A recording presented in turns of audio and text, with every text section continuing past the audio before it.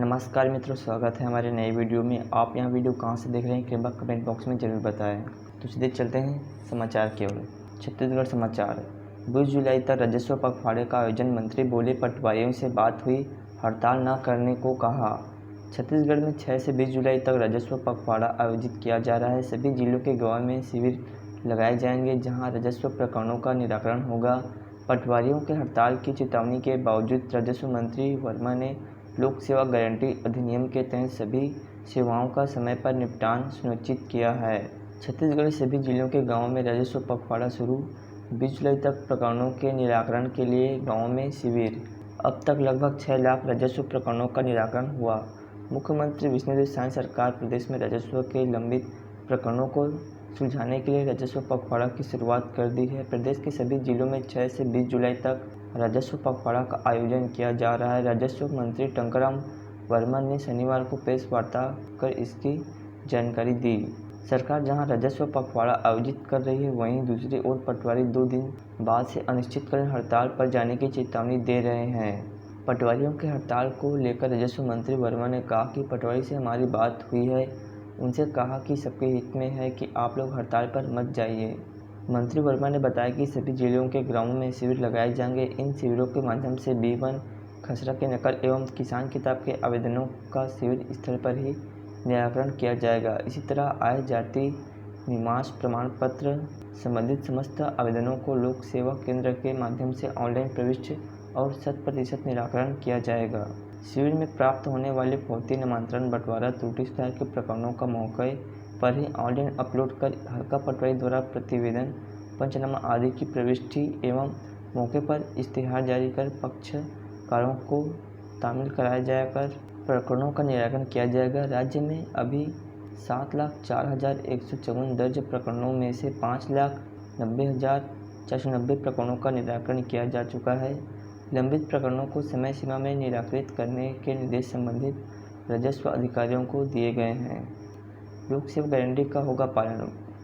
मंत्री वर्मा ने बताया कि लोक सेवा गारंटी अधिनियम 2011 के तहत राजस्व विभाग की 25 सेवाओं को अधिसूचित किया गया है।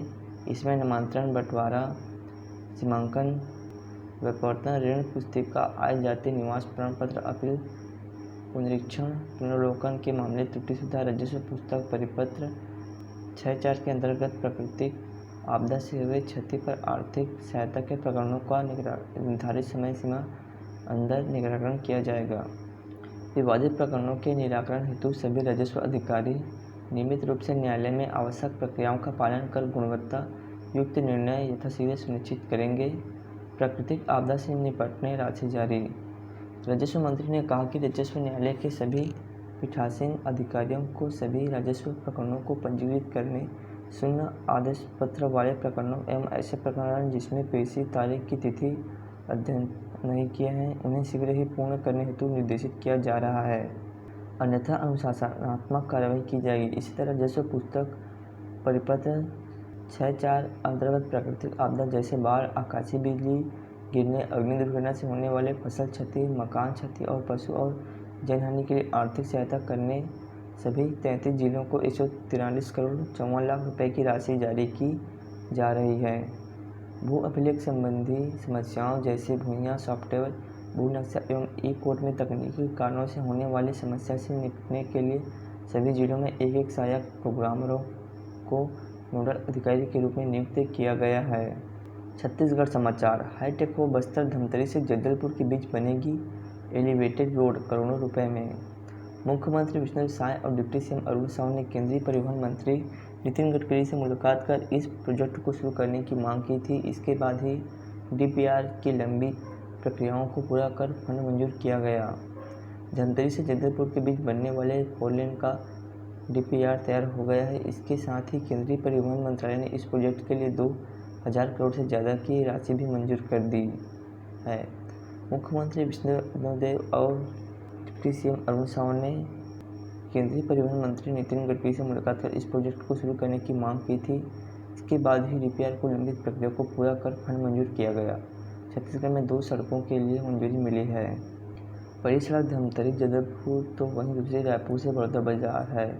दोनों सड़कों के लिए कुल 3300 करोड़ रुपए मंजूर किए गए हैं। इनमें से 2000 करोड़ से ज़्यादा धमतरी जगदलपुर के लिए मंजूर हुए हैं। बताया जा रहा है कि जिस तरह से रायपुर से धमतरी के बीच एलिवेटेड रोड बनाई गई है, उसी तरह से धमतरी से आगे जगदलपुर तक भी एलिवेटेड रोड ही बनाई जाएगी। इस तकनीक में सड़क का एक बड़ा हिस्सा ऊंचाई पर रन करना है। इस प्रोजेक्ट में एक खास बात यह है कि केसकाल घाट के लिए 11 किलोमीटर का पूरा फ्लाईओवर बनाने की तैयारी है।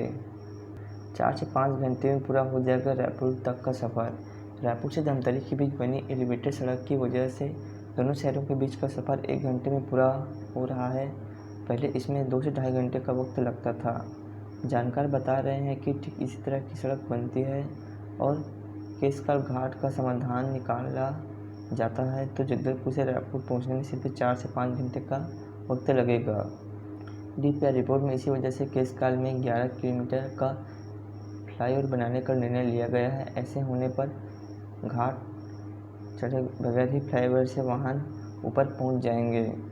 कांकेर और कोंडागांव के बाईपास पर भी होगा काम। अभी रायपुर से धमतरी के बीच 80 किलोमीटर की सड़क बन चुकी है। इसके आगे धमतरी से जगदलपुर के बीच 220 किलोमीटर का काम होना है। रायपुर से धमतरी के बीच जो सड़क बनी है उसे पूरा होने में करीब 7 साल लग गए थे, जबकि दूसरी 80 किलोमीटर ही थी। ऐसे में 220 किलोमीटर की लंबी दूरी पर जल्द से जल्द काम पूरा करना भी विभाग के लिए चुनौती होगी। इस बीच केसकाल घाट की बड़ी बाधा भी है। बताया जा रहा है कि अभी कांकेर में जो बाईपास है उसे नए DPR के मुताबिक डेवलप किया जाएगा। इसके साथ ही कोंडागांव में लंबित बाईपास के काम को भी इसी अनुसार आगे बढ़ाया जाएगा। इसके अलावा और भी कई ऐसे काम होंगे जिससे सफ़र आसान हो और समय कम लगे। बताया जा रहा है कि इस बीच कई जगहों पर छोटे फ्लाईओवर भी बनेंगे ताकि सड़क भीड़ भरे इलाके के बीच से न गुजरे। रायपुर से धमतरी के बीच ऐसे कई छोटे फ्लाईओवर बनाए गए हैं। छत्तीसगढ़ समाचार। रायगढ़ चुनाव के बाद कांग्रेस को लगा बड़ा झटका। नगर पंचायत अध्यक्ष उपाध्यक्ष संयुक्त पार्षदों ने थमाया इस्तीफा। छत्तीसगढ़ कांग्रेस विधायक कविता प्राण ने ब्लॉक कांग्रेस कमेटी के साथ भटगांव में जनप्रतिनिधियों के ऊपर भ्रष्टाचार का आरोप लगाते हुए चक्का जाम किया था। इसी से आहत होकर कांग्रेस पार्टी से अध्यक्ष, उपाध्यक्ष और पार्षद ने इस्तीफा दे दिया है। छत्तीसगढ़ समाचार। रथ यात्रा से पहले CM साय ने निभाई छेरा पहरा रस्म। सोने के झाड़ू से रास्ता किया साफ। भगवान जगन्नाथ के दर्शन के लिए उमड़े भक्त। रायपुर के गायत्री मंदिर में पुरी के जगन्नाथ रथ यात्रा की तर्ज पर पुरानी परंपरा निभाई जाती है। मुख्यमंत्री विष्णुदेव साय ने छेरा पहरा के रस्म पूरा कर झाड़ू से बुहारी लगाकर रथ यात्रा की शुरुआत की। इसके बाद मुख्यमंत्री विष्णुदेव साय प्रभु जगन्नाथ की प्रतिमा को रथ तक लेकर गए।